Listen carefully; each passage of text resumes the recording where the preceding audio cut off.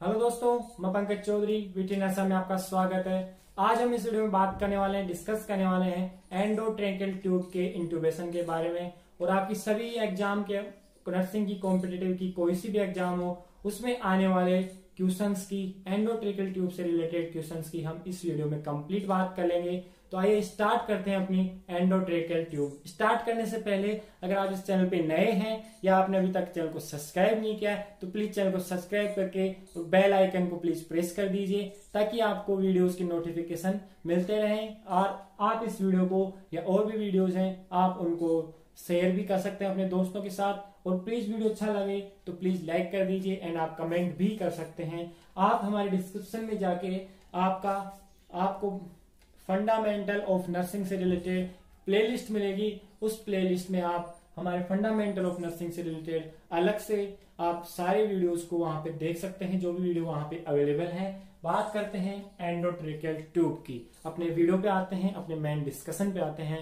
Endotracheal tube, endotracheal tube क्या होती है? एंडोट्रेकियल ट्यूब इंट्यूबेशन एक वो होती है, ट्यूब होती है जिसको ट्रेकिया में इंसर्ट कराया जाता है। और इंसर्ट माउथ या नोज से कराया जाता है। और क्यों कराया जाता है? क्योंकि वहां के पेशेंट का जो पेटेंट एयरवे है उसको पेटेंट रखने के लिए, मेंटेन रखने के लिए कि हमें एक ट्यूब का इंसर्ट कराया जाता है। बात करते हैं insertion of a endotracheal tube into trachea through mouth and nose to maintain patent airway of patient for 10 to 14 days। Specially याद रखना 10 to 14 days, यानी कि अप टू, अगर हमें एक ट्यूब की पेशेंट को एयरवे की जरूरत पड़ती है, इंट्यूबेशन की जरूरत पड़ती है, तो हमें प्रोफाइलेक्सिस पहले ही कर लेते हैं कि कितने दिनों तक इस पेशेंट को जरूरत रहने वाली है।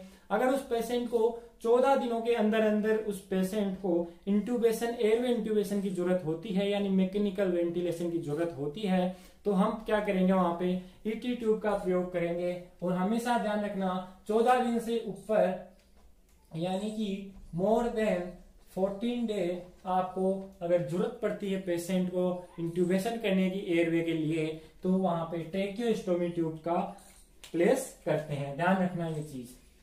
यही बात हम इससे आगे वीडियो में ट्रेकियोस्टोमी की बात करेंगे। इससे नेक्स्ट ईटी ट्यूब के बाद में हमारा नेक्स्ट टॉपिक ट्रेकियोस्टोमी ही होगा।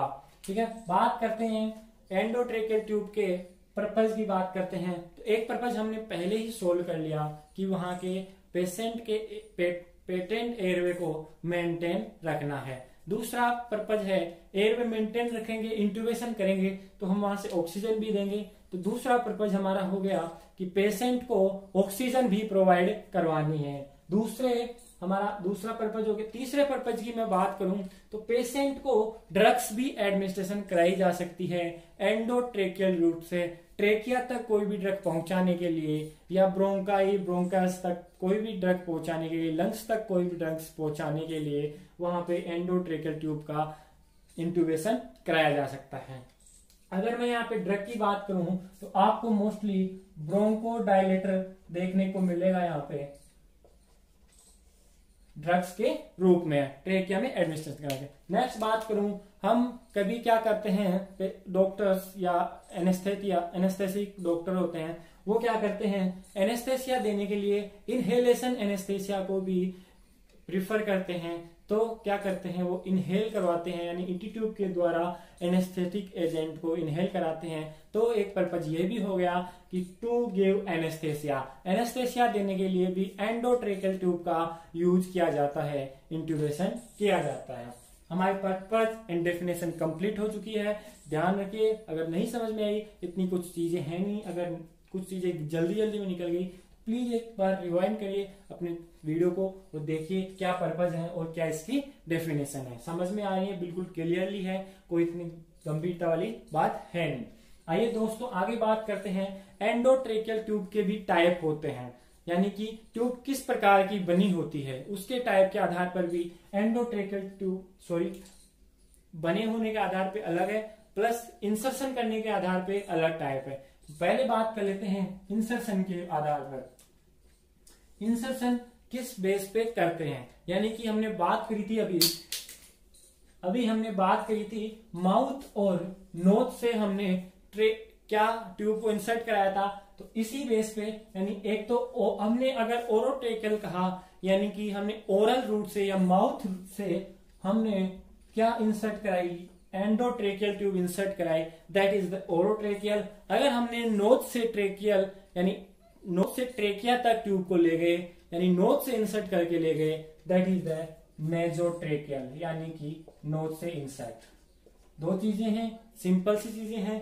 अगर हमने माउथ से ट्यूब इंसर्शन कराया दैट इज द ओरोट्रेकियल, अगर हमने बात करी नोज से तो दैट इज द नोजोट्रेकियल। पिछले वीडियो में भी पढ़ा था हमने गैस्ट्रिक यानी हमने एनजी ट्यूब के बारे में पढ़ा था, नेजोगैस्ट्रिक एंड ओरोगैस्ट्रिक ट्यूब के बारे में। वहां वही यहाँ पे है, वहां पे स्टोमक तक ट्यूब जा रही थी, यहाँ पे कहां पे जा रही है, ट्रेकिया तक जा रही है। डिफरेंस इतना ही है। नेक्स्ट बात करते हैं, अब ये ओरोट्रेकियल और नेजोट्रेकियल क्या डिफरेंस है, इनमें क्यों करते हैं। बात करते हैं नेजोट्रेकियल हमेशा प्रीफर करते हैं क्योंकि ये पेशेंट को इरिटेट भी नहीं करती है नेजोट्रेकियल, ठीक है।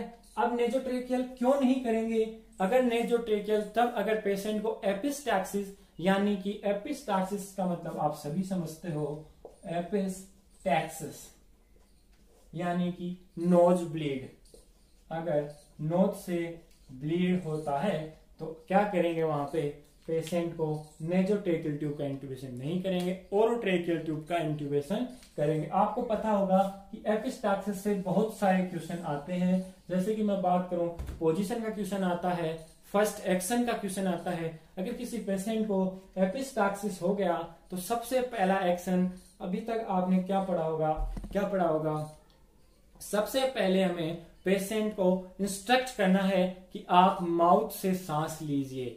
ध्यान रखना हमेशा सबसे पहला एक्शन हमारा एपिस्टैक्सिस में माउथ से ब्रीथ करना होता है। दूसरा होता है pinch the nose with lean forward position के साथ हमें पिंच करना होता है। अगर उसके बाद में भी ब्लीडिंग नहीं रुकती तो नोज पैकिंग हमारा एक्शन होता है। ध्यान रखना, अभी तक एपिस्टैक्सिस के बहुत बार क्वेश्चन आ चुके हैं, ठीक है। नेक्स्ट बात करते हैं अपन साइज ऑफ ईटी ट्यूब, यानी ईटी ट्यूब जो एंडोट्रेकियल ट्यूब है उसका ल्यूमेन का साइज कितना होता है। अलग अलग एज ग्रुप के आधार पर अलग अलग साइज होती है, उसकी बात कर लेते हैं, ठीक है। तो साइज की बात करते हैं। अगर मैं नियोनेट की बात करूं यहाँ पे, तो नियोनेट में क्या रहेगा कि साइज छोटी रहेगी अडल्ट से। तो बात करते हैं नियोनेट में 2.5 से 4 mm यानी कि 2.5 से 4 mm की ट्यूब नियोनेट में इंसर्ट कराएंगे। नेक्स्ट बात करूं मैं इन्फेंट की, तो इन्फेंट में 4 से 4.5 mm की ट्यूब इंसर्ट कराएंगे। ध्यान रखना, ये याद रखने वाली चीजें हैं, इनमें कोई समझाने वाली चीजें हैं नहीं। अगर चाइल्ड है लेस देन 10 ईयर से कम का चाइल्ड है तो उसके लिए 5 से 7 mm की क्या रहेगी, एंडोट्रेकियल ट्यूब रहेगी।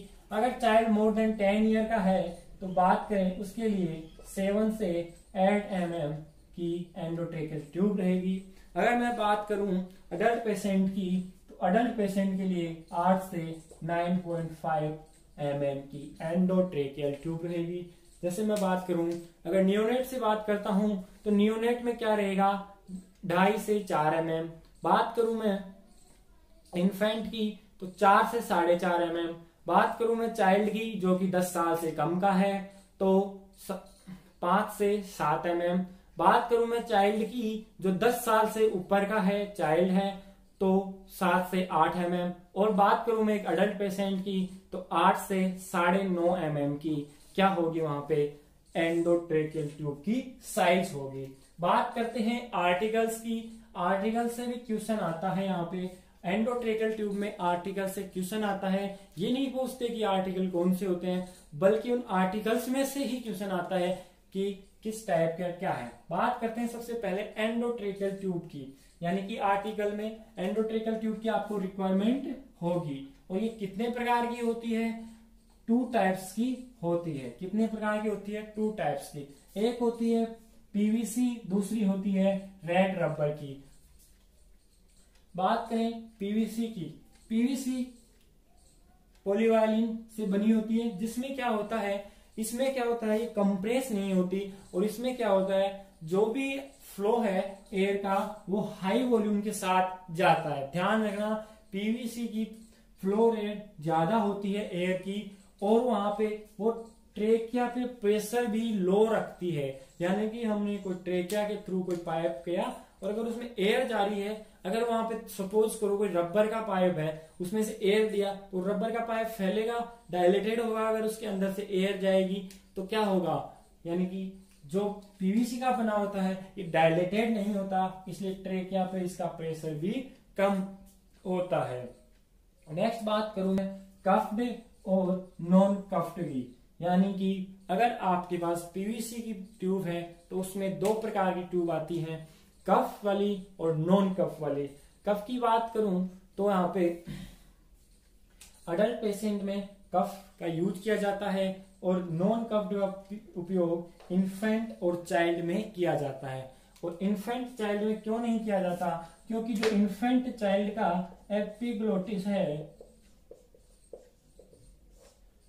इन्फेंट और चाइल्ड का एपिग्लोटिस है, वही कफ्ट के रूप में उपयोग में आ जाता है। बात करूं मैं अडल्ट में कफ की, तो कफ होता कहाँ है, कफ हमेशा डिस्टल एंड पे होता है। कहाँ पे, डिस्टल एंड होता है ट्यूब का। आप समझते होंगे प्रोक्सिमल और डिस्टल एंड के बारे में, यानी कि दूर का हिस्सा that is the distal end, यानी नीचे की तरफ का हिस्सा दैट इज द डिस्टल, और जो प्रोक्सिमल जो पास का और ऊपर का हिस्सा दैट इज द डिस्टल, यानी कि जो प्रोक्सिमल ऊपर का हिस्सा।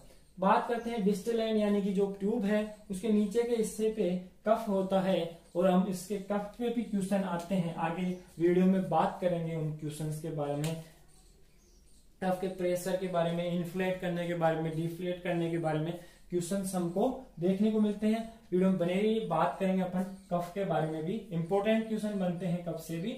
बात करते हैं रेड रबर की। रेड रबर की ट्यूब है आपके पास, हमने बात करी थी रबर की ट्यूब मतलब प्रेशर से कॉन्स्ट्रिक्ट होती है, डायलेटेड होती है, तो ये हमेशा ज्यादा यूज में लॉन्ग टाइम के लिए यूज नहीं कर सकते, क्योंकि ये म्यूकोजा को इरिटेट करेगी, इसलिए इसको 24 आवर्स के लिए ही यूज करते हैं। दूसरी बात करूं तो ये हमेशा लो वॉल्यूम एयर, यानी कि पीवीसी तो हाई वॉल्यूम एयर प्रोवाइड करवा रही थी, पर रबर की ट्यूब में लो वॉल्यूम एयर भी प्रोवाइड करवा पाती है, और इसमें ट्रेकिया पे प्रेशर भी हाई होता है।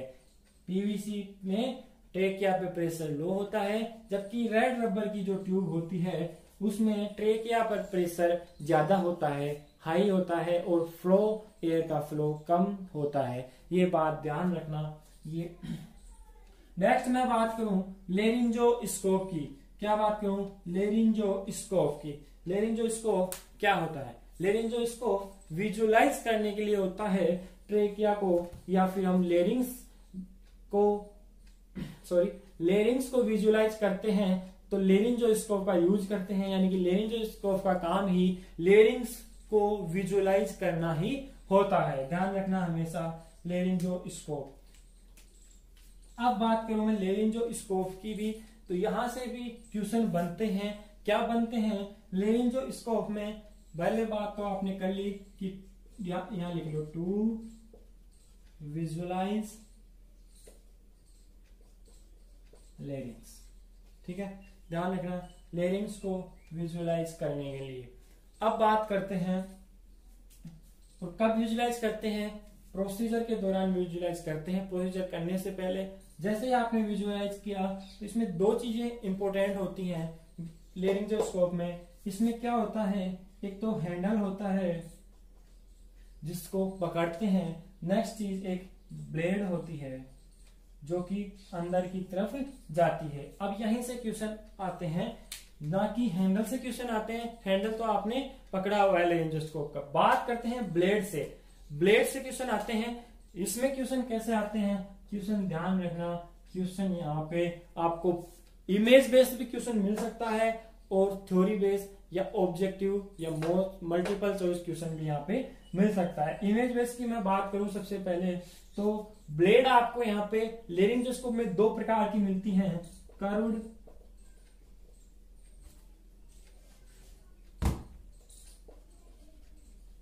And straight. बात करूं मैं कर्व एंड स्ट्रेट। अब इनको कर्ड और स्ट्रेट डायरेक्ट नहीं पूछेगा, वो पूछेगा कर्ड को क्या कहते हैं, यानी कर्ड वाली आपको इमेज दे देगा।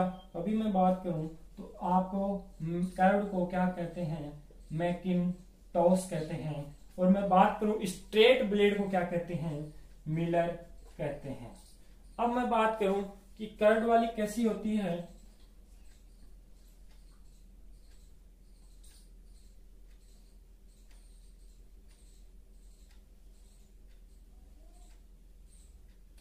ऐसी सी होती है। थोड़ा इतना अच्छा नहीं हूं फिगर आउट करने में, तो बात करूं कि ऐसी होती है।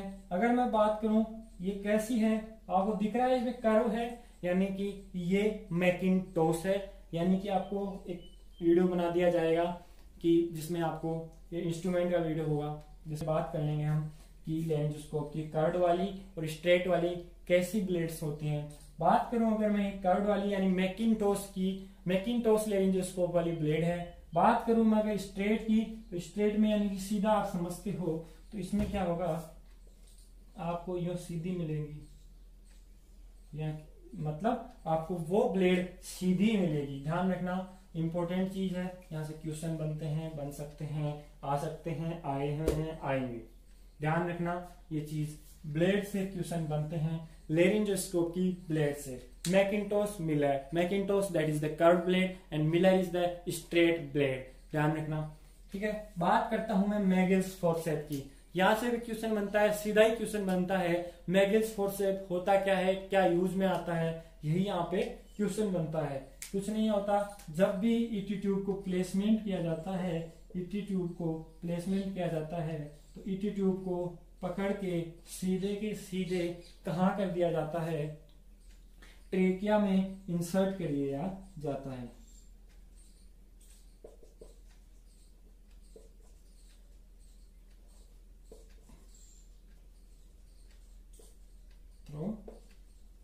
मैगिल्स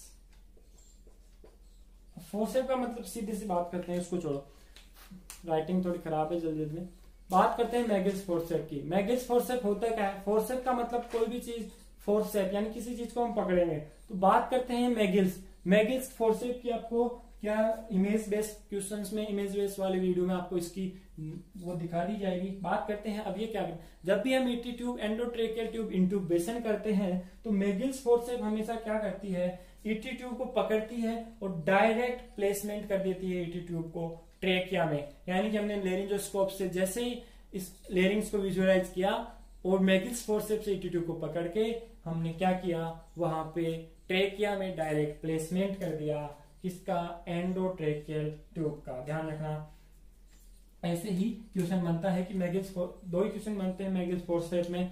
पहली चीज तो ये किस काम में आती है, किस पर्पज में आती है। दूसरी चीज पे इमेज बेस्ड क्वेश्चन बनता है कि मैगिल्स फोर्सेप कैसी होती है। ये हम हमारे इंस्ट्रूमेंट वाले वीडियोस में देख लेंगे, और भी हमारे इंस्ट्रूमेंट वाले वीडियोस में आप डिस्क्रिप्शन में जाकर देख सकते हैं, हमारी प्लेलिस्ट में भी जाके देख सकते हैं। हमारी अलग अलग प्लेलिस्ट हैं, यानी कि हमारे चैनल पे प्लेलिस्ट हैं, फंडामेंटल ऑफ नर्सिंग, इंस्ट्रूमेंट और इंफॉर्मेशन वाली अलग प्लेलिस्ट हैं, ओबीजी के की पॉइंट्स की अलग हमारे पास प्लेलिस्ट है। आप प्लेलिस्ट में, आपको जैसे प्लेलिस्ट में जाएंगे आपको सब्जेक्ट वाइज आपकी प्लेलिस्ट मिल जाएगी, और सब्जेक्टिव जो सब्जेक्ट पढ़ना चाहते हैं, जो सा टॉपिक पढ़ना चाहते हैं, उसमें आप देखिए अवेलेबल है, तो प्लीज आप वहां पे विजिट करिए हमारी प्लेलिस्ट में। नेक्स्ट बात करते हैं स्टेथोस्कोप। स्टेथोस्कोप क्यों करते हैं, हमें साउंड हियर करना है, और कैसा साउंड हियर करना है। जैसे मैं बात करूं, हमने जैसे एंडोट्रेकियल ट्यूब इंसर्ट कराई, और इंसर्ट कराने पे अगर हमने हियर किया स्टेथोस्कोप से, जैसे हमने यहाँ पे स्टोमक से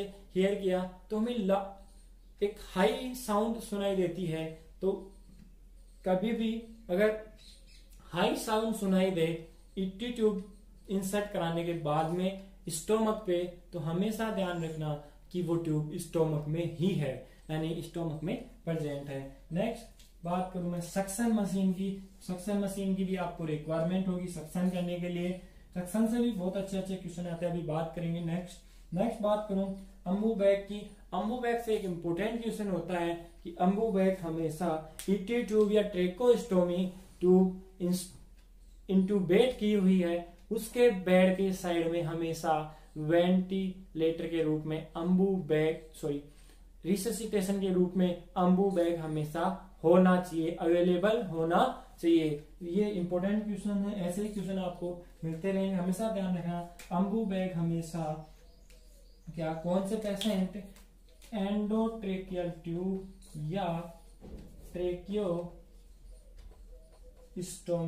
वाले पेशेंट के बेड के साइड में हमेशा क्या होना चाहिए, अम्बू बैग रिससिटेशन के रूप में होना चाहिए। नेक्स्ट बात करूं सिरिंज की, तो सिरिंज भी यहाँ पे आर्टिकल की रिक्वायरमेंट होगी। 5 ml या 5 cc का हमें सिरिंज रिक्वायरमेंट होगा। नेक्स्ट बात करते हैं अपने प्रोसीजर के बारे में कि क्या इस प्रोसीजर में कौन सी टेक्निक यानी कि कौन सी पोजीशन में होने के बाद में प्रोसीजर अप्लाई किया जाता है। बात करते हैं सिंपल सी, जहां से क्वेश्चन बनते हैं प्रोसीजर में, वहां से हम आगे बात करते हैं।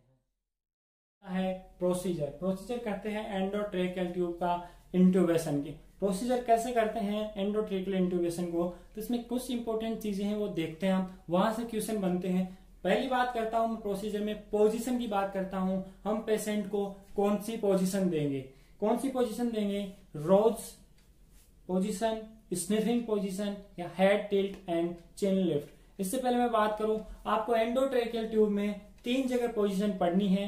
कहां कहां, पहली तो प्रोसीजर में पढ़नी है, दूसरी पोजीशन पढ़नी है आपको सक्शनिंग में, और तीसरी पोजीशन पढ़नी है एंडोट्रेकियल रिमूव के दौरान। रिमूव करेंगे तब भी हम पेशेंट को पोजीशन देंगे। तो बात करते हैं प्रोसीजर के दौरान कौन सी दी हमने पोजीशन, रोज, स्निफिंग या head tilt and chin lift. आपको कुछ याद आ रहा होगा head tilt and chin lift से रिलेटेड, दोस्तों याद रखना। पहले तो मैं बात करता हूं यही पोजीशन क्यों दी जाती है। ये पोजीशन इसलिए दी जाती है कि हमें ट्रेकिया में ट्यूब को इंसर्ट करना है, तो इस पोजीशन में क्या होता है, जो भी हमारा नेजोफेरिंक्स एंड ओरोफेरिंक्स होता है वो ट्रेकिया के सिद्ध में यानी ट्रेकिया के अलाइनमेंट में हो जाते हैं, नेजोफेरिंक्स एंड ओरोफेरिंक्स। बात करूं मैं एक और जगह यूज होती है head tilt and chin lift. आप इंपोर्टेंट टॉपिक होता है वो CPR, कार्डियो पल्मोनरी रिससिटेशन आप पढ़ते हो, बेसिक लाइफ सपोर्ट पढ़ते हो, तो वहां पे आपको बताया जाता है कि पेशेंट का एयरवे को क्लियर करना है।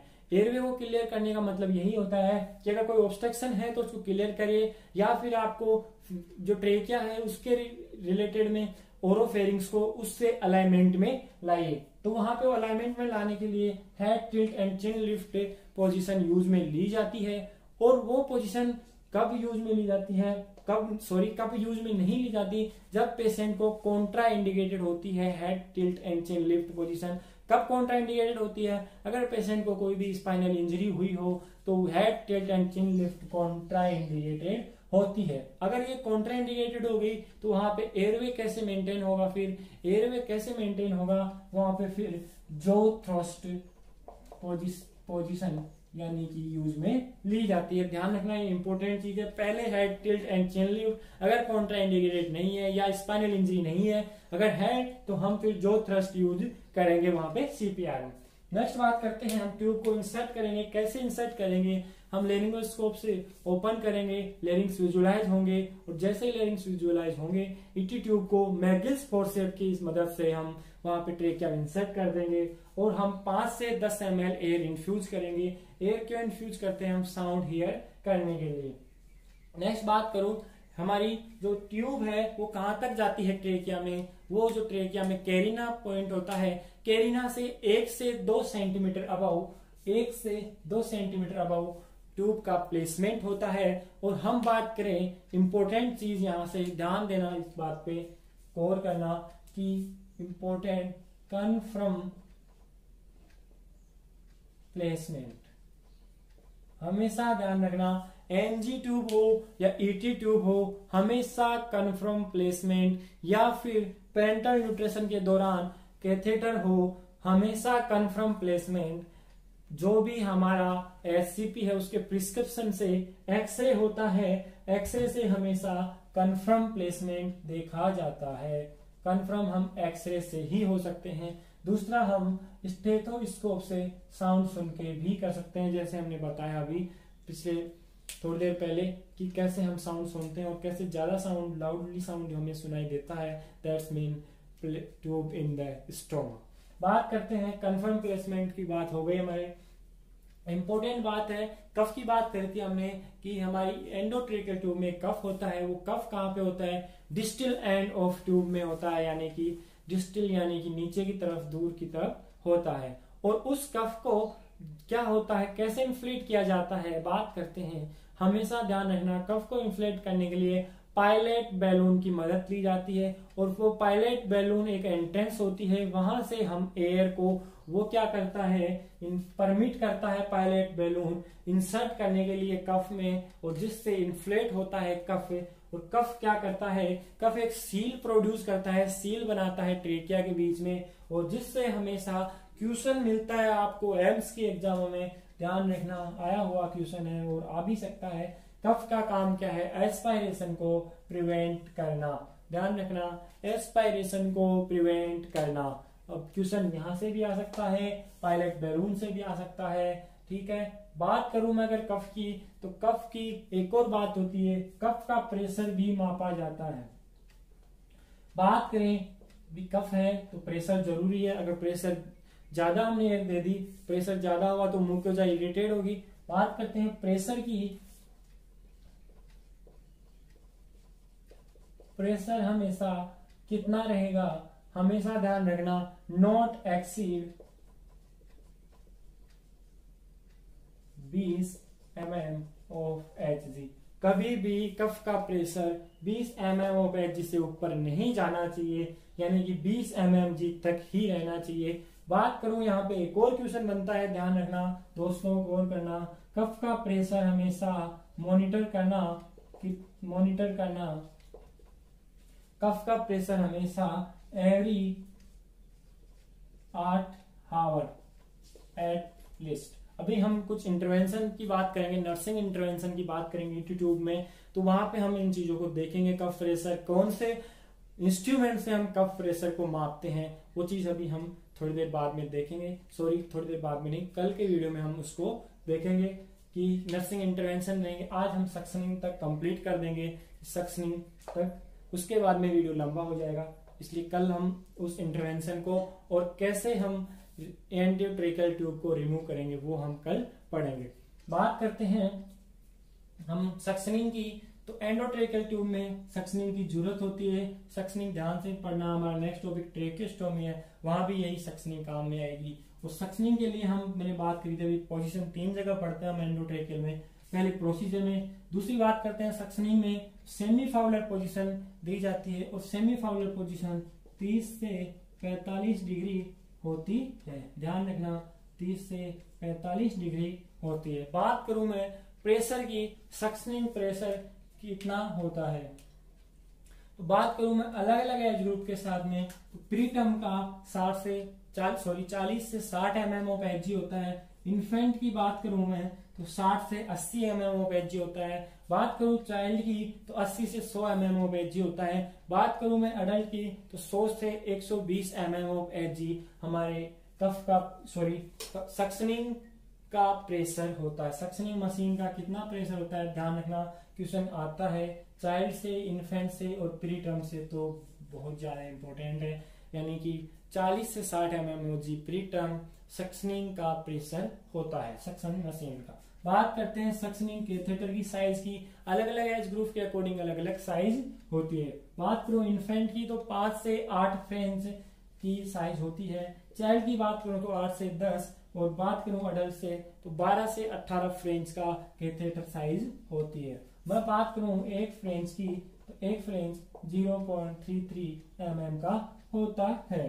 बात करें सक्शनिंग टाइम की, यहां से तो इंपोर्टेंट क्वेश्चन है, स्टार लगा लो, 5-6 स्टार इस पे एक पे लगा लो, यहीं से क्वेश्चन आता है बहुत ज्यादा, सबसे कंफ्यूज क्वेश्चन होता है, बहुत ज्यादा क्वेश्चन आते हैं। और सबसे पहले तो सक्शनिंग टाइम कितना होता है, 5 से 10 सेकेंड होता है, ध्यान रखना सक्शनिंग टाइम 5 से 10। मैं बात करूं मैक्सिमम सक्शनिंग टाइम तो नॉट मोर देन, हमेशा ध्यान रखना नॉट मोर देन 5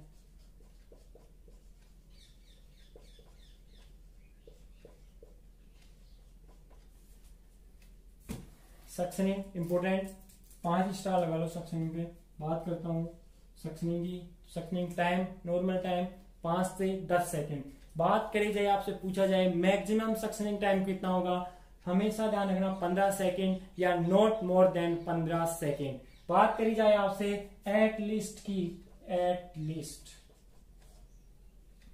एटलीस्ट या मिनिमम, मिनिमम तो सब समझ जाते हैं, एटलीस्ट का मतलब होता है कि कम से कम रहेगा 10 सेकेंड, 10 सेकेंड सक्शनिंग टाइम। यानी कि ध्यान रखना, यहाँ पे बहुत सारे क्वेश्चन बनते हैं कि कितने क्वेश्चन आ जाए आप पे कि कितना टाइम से सक्शनिंग ऊपर नहीं जाना चाहिए, कितना टाइम से नहीं जाना चाहिए 15 सेकेंड, कितना टाइम सक्शनिंग होना चाहिए 5 से 10 सेकेंड, एटलीस्ट कितना होना चाहिए 10 सेकेंड। ये आपके क्वेश्चन आपको मिलते हैं सक्शनिंग पे, इंपॉर्टेंट क्वेश्चन है। ये थ्योरी आप कर लो, फिर कितना ही घुमा दे कि मैक्सिमम टाइम कौन सा होता है, एटलीस्ट कौन सा होता है और नॉर्मल टाइम कौन सा होता है। फ्रीक्वेंसी की बात करें, यानी कि कितनी कितनी बारी में हम क्या करते हैं, सक्शनिंग करते हैं। तो बात सुन लो, गौर करना बातों पे, जो बोल रहा हूं लिखने में ज्यादा टाइम वेस्ट होगा। कुछ इंपॉर्टेंट बातें हैं, गौर कर लोगे, सिर्फ 3 मिनट गौर कर लो, 3 मिनट में कंफर्म 7-8 बातें हैं, 7-8 की कंफर्म हो जाएगी, बस 3 मिनट। बात करते हैं सक्शनिंग फ्रीक्वेंसी की। सक्शनिंग फ्रीक्वेंसी, अगर आपने ट्यूब इंटूबेशन किया है, और अगर बात करूं मैं कि 24 घंटे पहले 24 घंटे ईटी ट्यूब इंसर्ट करने पे या ट्रेकियोस्टोमी ट्यूब इंसर्ट करने पे हमेशा सक्शनिंग की फ्रीक्वेंसी कितनी रहेगी, हर 30 मिनट से, हर आधे घंटे से आपको सक्शनिंग करनी होगी, हर 30 मिनट से, फर्स्ट एवरी 30 मिनट। मैं बात करूं 24 घंटे गुजर चुके हैं एंडोट्रेकियल ट्यूब या ट्रेकियोस्टोमी ट्यूब, तो हर 2 घंटे से आपको सक्शनिंग करनी होगी। ये तो हमारे फिक्स टाइम पे था, फिक्स डे पे था, ठीक है। बात करते हैं अगर आपको जब भी नीडेड है सक्शनिंग की, तो आप सक्शन कर सकते हो। बात करते हैं एज नीडेड, एज नेसेसरी, जब भी जरूरत है आप सक्शनिंग करोगे। हमेशा ध्यान रखना, अगर जरूरत है तो सक्शनिंग करोगे, ये नहीं कि हमने 2 घंटे होने ही देने हैं, जरूरत है तो करना है। अब इंपॉर्टेंट चीज शुरू होती है, हमेशा नर्स को सक्शन करने से पहले हाइपर ऑक्सीजनेटेड यानी कि 100% O2 पेशेंट को देनी है। ध्यान रखना 100% पेशेंट को देनी है ऑक्सीजन। बात करूं, ध्यान रखना 100% ऑक्सीजन हमेशा सक्शन करने से पहले। नेक्स्ट बात करूं, अगर आपने प्रोलॉन्ग सक्शन कर दिया है तो उससे प्रोलॉन्ग सक्शन करने से क्या होगा, हाइपोक्सिया होगा, और हाइपोक्सिया की कंडीशन होने के बाद में पेशेंट को ब्रेडिकार्डिया हो सकता है। ध्यान रखना हमेशा प्रोलॉन्ग सक्शन नहीं करना है, अवॉइड करना है प्रोलॉन्ग सक्शन। नेक्स्ट बात करूं, हमेशा सक्शन करने से पहले उस सक्शन कैथेटर की पेटेंसी को चेक कर लेना है, हमेशा सक्शन कैथेटर की पेटेंसी को चेक कर लेना है। नेक्स्ट चीज की बात करूं, हमेशा जो सक्शन कैथेटर है उसको एनएस में फ्लश कर लेना है, पहले सक्शन करने से पहले हमेशा फ्लश कर लेना है। और मैं बात करूं, अब कई बार क्या होता है, क्वेश्चन बनता है, इंपॉर्टेंट ध्यान रखना, ये सारी बातें इंपॉर्टेंट है, पर इनमें से भी इंपॉर्टेंट है कि हमेशा सक्शन प्रेशर कब अप्लाई करना चाहिए। सक्शन प्रेशर हमें तब ही अप्लाई करना चाहिए हम जब सक्शन कैथेटर को अंदर डाल दें, अंदर इंसर्ट कर दें, उसके बाद में सक्शन प्रेशर को अप्लाई ही करना चाहिए। नेक्स्ट बात करूं तो हमेशा सक्शन कैथेटर को लुब्रिकेट कर लेना चाहिए, जो भी सेलाइन है उससे लुब्रिकेट कब करना चाहिए, हमेशा सक्शन कैथेटर को इंसर्ट करने से पहले। बात करूं दूसरी बात की, तो हमेशा स्ट्रेल सक्शन कैथेटर हमेशा यूज करना है आपको ईच सक्शन के टाइम में। ऐसे नहीं कि एक बार किया उसको रख दिया दोबारा उसी से कर रहे हो, हमेशा स्ट्रेल सक्शन कैथेटर का यूज करना है हर बार सक्शन करने पे, ध्यान रखना। और हमें इंटरमीडिएट सक्शन करना है, जैसे कि आप इंटरमीडिएट कर रहे हो कि ऐसे नहीं भाई एक ही जगह रख दिया और सक्शन हो रहा है 10 सेकेंड के लिए, इंटरमीडिएट सक्शन करना है ताकि ट्रेकिया मुकेजा इरिटेट नहीं हो, वहां पे इंजरी नहीं हो। अगर मैं बात करूं सक्शन हमेशा किस वे में करना है, राउंडेड वे में करना है। हमने सक्शन कैथेटर को अंदर डाला, प्रेशर अप्लाई किया, तो हम ऐसे नहीं कि उसको एक जगह, हमेशा उसको राउंडेड करना है, जितना भी हमारा टाइम है नॉर्मल तब तक। बात करूं तो हमेशा 6 इंच या 15 सेंटीमीटर से ज्यादा अंदर सक्शन कैथेटर को इंसर्ट नहीं करना है, ध्यान रखना इंसर्ट नहीं करना है। कितना, 6 इंच या 15 सेंटीमीटर। ये इंपोर्टेंट चीजें थी सक्शन से रिलेटेड। 2-3 इंपोर्टेंट दोबारा बता देता हूँ। हाइपर ऑक्सीजनेटेड यानी 100% ऑक्सीजन वाली, दूसरी राउंडेड सक्शन करना है, तीसरा टाइम था ये अपना। नेक्स्ट बात करूं, प्रोलॉन्ग नहीं करना है बात करूं, और हमेशा स्ट्रेल सक्शन कैथेटर का यूज करना है। ये इंपॉर्टेंट चीजें थी, ध्यान रखना। नेक्स्ट कल हम कुछ इंटरवेंशन पढ़ेंगे। इंटरवेंशन जो कि हम सक्शन किसके दौरान करते हैं, ईटी ट्यूब के दौरान करते हैं, और भी इंटरवेंशन कि हम कैसे इस ईटी ट्यूब को रिमूव करते हैं। ये थोड़ा सा 10 मिनट का टॉपिक है, वो कल हम कंप्लीट कर लेंगे। आज के लिए इतना ही काफी है। थैंक यू दोस्तों। अगर आप इस वीडियो प्लीज अच्छा लगा हो तो प्लीज लाइक कर दीजिए, मुझे एनकरेज करिए, कमेंट कर सकते हैं आप। और बात करूं, अपने दोस्तों के साथ इस वीडियो को शेयर भी कर सकते हैं, व्हाट्सएप फेसबुक के जरिए आप इस वीडियो को शेयर करिए। नेक्स्ट बात करूं, अगर आपने इस चैनल को अभी तक भी सब्सक्राइब नहीं किया है या फिर नए हो तो प्लीज चैनल को सब्सक्राइब कर दीजिए, एंड साथ में आप बेल आइकन को प्रेस जरूर करिए ताकि आपको नए नए वीडियोस का नोटिफिकेशन मिलता रहे। ठीक है, थैंक यू दोस्तों, बाय।